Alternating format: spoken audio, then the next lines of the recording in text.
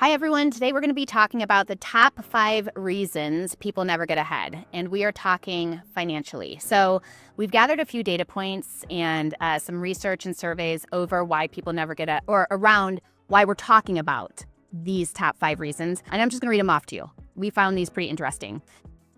The first one is from the American Psychological Association's Stress in America survey. They consistently find that 65 to 72% of U.S. adults say money is a significant source of stress, ranking it as the top or second highest stressor most years. 72% of U.S. adults. A second study, a PwC employee financial wellness survey, reports that nearly 1 in 3 workers say financial stress has negatively impacted their productivity at work, including missed days, distraction, or lower performance. That's a third of workers. Okay, third study is on relationships. A study published in the Journal of Family and Economic Issues found that financial strain is one of the strongest predictors of marital conflict and divorce, even more than disagreements about children or household responsibilities. Research also indicates that 54% of people believe a partner with significant debt is a major reason to consider divorce. 54% of people believe that a partner with a significant debt is a major reason to consider divorce. These are astounding statistics, Michael. Yeah, it really highlights, we're talking about reasons why people don't financially get ahead, but really this impacts all aspects of our life. Our relationships, peace of mind, finances are very important. I agree. All right, well, let's dive in, okay? We're going to work backwards. So number 5, the 5th reason people never get ahead is because of lifestyle creep. So what do we have to say about keeping up with the Joneses, Michael? Yeah, over the course of people's career, they tend to make more money over time. And, as more money comes in, more money goes out. And so there's nothing wrong with spending more as you make more, but not setting aside more in investments to build wealth, eliminate debt, common mistake. I agree. So I get a pay raise. Maybe I'm going to trade in my GMC Acadia for a Range Rover, right? Like every time I get a pay bump, I'm acquiring something, I'm getting something. I'm kind of staying shackled in the same situation I've always been. So and I can remember I was in consumer lending leading into the financial crisis. People were just relying on refinancing their house and they would just borrow. And yeah, I was like, making more money. I want a bigger house. Yeah, until the rug got pulled out and everyone's housing prices collapsed. Yeah. We remember those days. Yeah. Don't want those to come back. So lifestyle creep, avoid it. Number 4, 4th reason people never get ahead is because of debt. Yeah, and when we're talking about debt here, this is non-housing consumer debt. When we borrow to buy things that go down in value, that is a definite wealth inhibitor. And there's a couple different things that come into play here. One, psychologically, people try to play the game where, if I could borrow at this lower interest rate and then invest at this higher amount, aren't I coming out ahead? And while that may be true, that ignores the risk that's introduced from that transaction. The second thing that I think is probably even more important that people don't realize is that if you borrow to buy something, you will spend more money on that. Whether that's a vending machine purchase, we always talk about a study that showed vending machines that have gone from cash only to taking credit cards, the amount spent per purchase almost doubles. So that's just one example, but there's litany of examples that would highlight this. So. And there's a lot of science behind this too, about using a debit card or a credit card and how much easier it is to spend. It almost feels like pretend money, right? You got Monopoly money because it's just a card. Frictionless. As opposed to spending dollars and coins. Well, when you think about it, you're spending with a card or debit or credit even, you out to eat, you give them your card, they, give you your card back. You're paying for cash, for instance, back in the day when that was a thing. Put the money on the tray, the money's gone. Yeah. Like there's definitely a pain point at that level that you don't get from cards.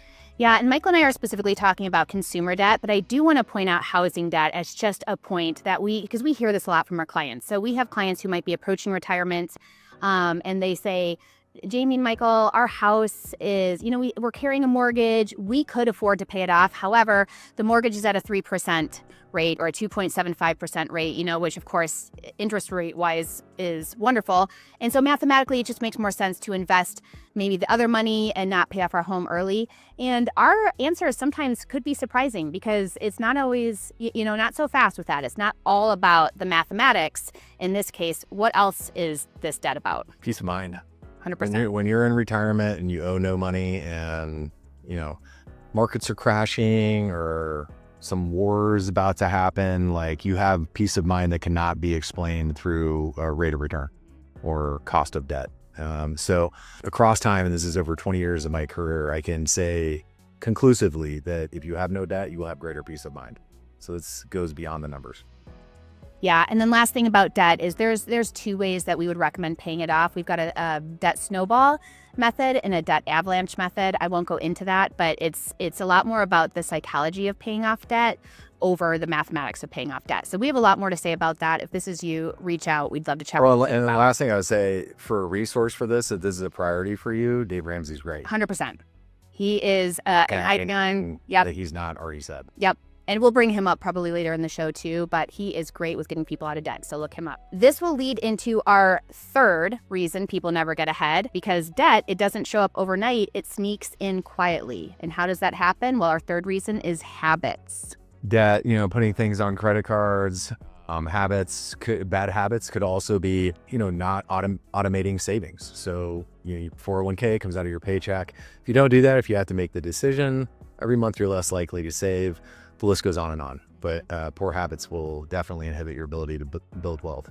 Yeah, I agree. And a lot of companies have seen that when they had 401k programs and employees had to opt into their 401k, they had a lot less retention of people saving for retirement over what most companies are doing now, which they automate a portion of their paycheck to go directly into the 401k, and you have to go in there and opt out of that 401k payment. So it's just automating it has really flipped the script for people saving for retirement. Habits is a big deal.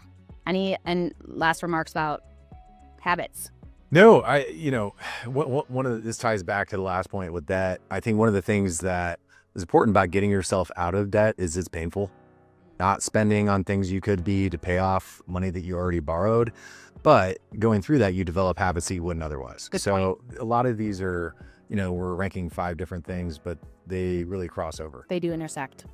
All right, second reason that people never get ahead is trying to do it all. What do we mean? Trying to do it all at the same time. So, we're really close to the new year. I think a New Year's resolution for a lot of people every year is fitness. This can really be tied to the fitness realm, right? So if I am establishing a fitness goal and I decide I'm going to wake up at 5 a.m. every day and I'm going to eat, restrict my calories, and I'm going to eat super clean and drink a gallon of water, and I'm going to do yoga every morning and go running every night. And I have all of these habits that I'm trying to accomplish all at once. What normally happens? You're not doing any of them well. Yeah. And or you ultimately fail.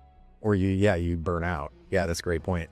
But financially speaking, if you're trying to, get out of debt, pay off credit cards, student loans, buy a house, invest in your 401k, you're spread too thin when, times get tough, you don't have an emergency fund, things like that. So we definitely recommend building a strong financial foundation first.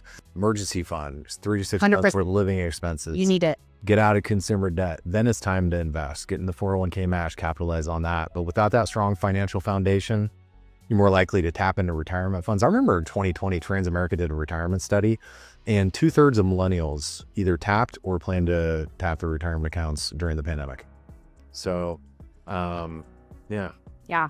So here is clearly there are steps to financial success. Okay. So the fourth reason you never get ahead is because you're trying to do it all at once. And while these are all good things, all of these things are good to do, they are having to be done in steps. So Dave Ramsey does have a program. He actually calls them baby steps. Why? Because you have to get past this little baby step, right? One small step in the right direction. Once you've accomplished that, like Michael said, your emergency fund, then you want to go into tackling debt. Once you've tackled debt, now we're going into investments. So if you are wondering what a correct way is that you can crawl into better habits, let us know. We'd love to help you with that. Yeah, and I always, when we're talking to somebody that's just beginning their wealth building process, I point out like, hey, 99% of the work is going to come from you. We can have a great investment portfolio, but until you do these things, your success is going to be limited.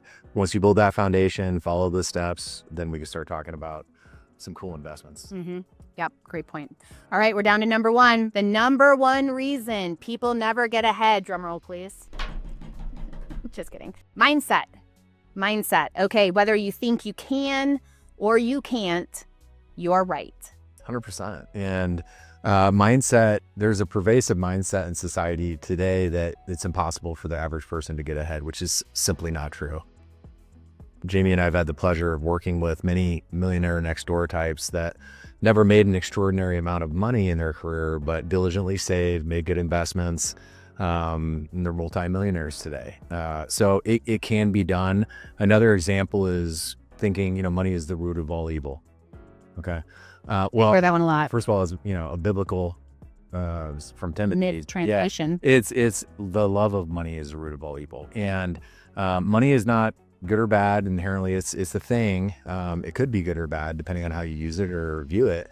But like, in order to do things like be generous, give to charity, family, friends, you have to have money to be able to do those kinds of things. And so being good with money and having a healthy attitude toward it is critical to be building wealth. I don't see how you can build wealth if you think money is an evil thing. 100%.